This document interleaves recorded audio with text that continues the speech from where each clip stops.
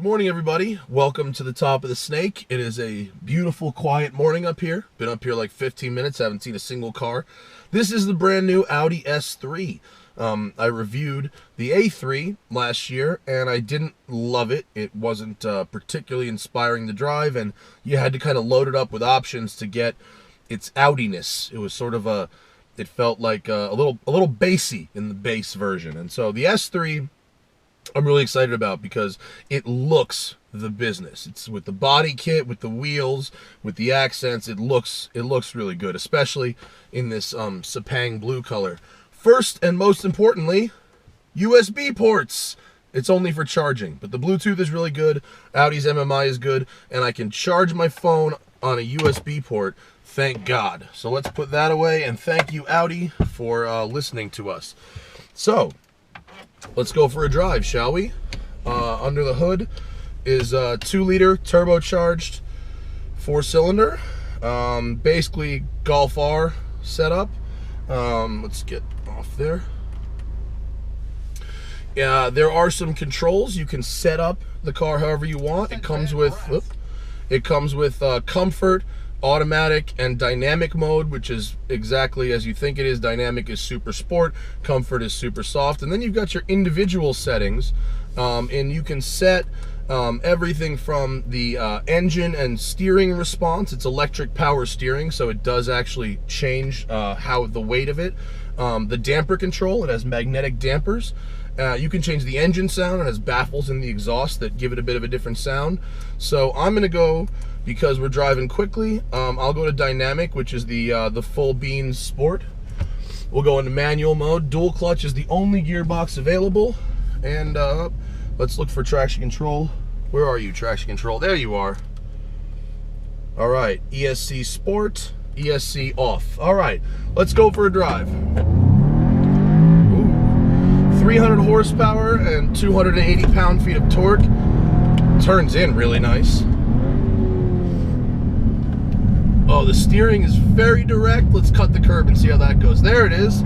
Very nice. Unlike the Ford turbo engines, this one is a little more turbo-y. Wow, okay. Cold roads, and was able to huck it in and actually slide through that corner a little bit. It's a little chilly out here, 45 degrees. This is a quick car. Audi says 0 to 60 in 4.8 with launch control, and I believe that because when the turbo comes on, it is a thruster.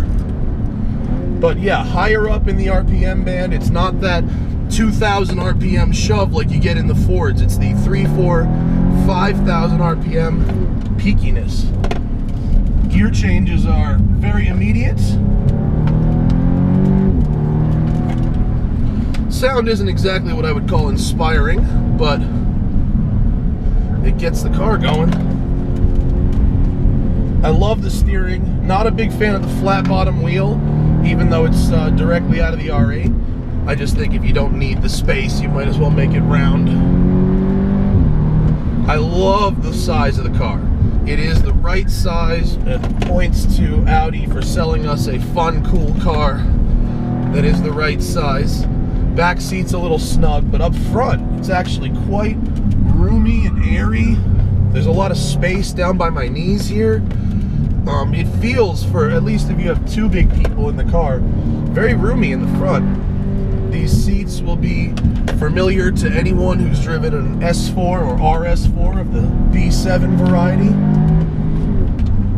Oh, now here's the problem. I hit redline right there before the corner, and rather than holding the gear, it did shift up, so I had to do an extra downshift. So I wish it would just stay at redline. So yeah, the diffs are open. However, you've got a simulated torque vectoring, brake vectoring setup. Well, with the exception of that botched gear change, or shifting up and hitting redline, pretty impressive on the way down the hill. The chassis is very predictable, and although Chris Harris might complain that you can't really drift it, even though I managed to do that up there, I think this so far is a pretty impressive little package for 49 grand. Except I can't see anymore, so I need to go defroster. It's what I get for turning off the climate control. Get a quick blast. Also, I know the audio's been a little crackly in some of our one takes. I'm working on it. I apologize. We're trying some different setups, so if the sound is a little wonky, please forgive me. Wow. Good even thrust. Really, really no change in torque when you change gear. It's very, very seamless. Volkswagen's dual clutch is second best to Porsche's. I guess unless Ferrari's is good too. We can count them, but not at this price point. But if you want a really good dual clutch box, this is about the best you're gonna do south of a PDK.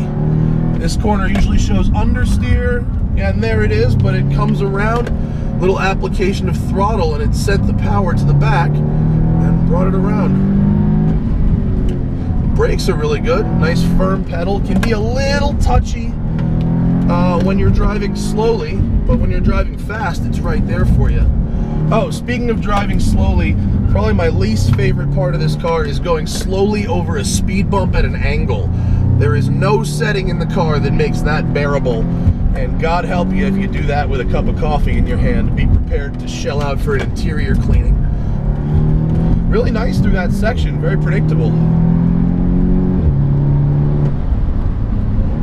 But once you get some heat in the tires, it's sticky. This is a quick car, man. And I imagine our friends at APR down in Alabama have something that'll really wake it up and really make it a monster.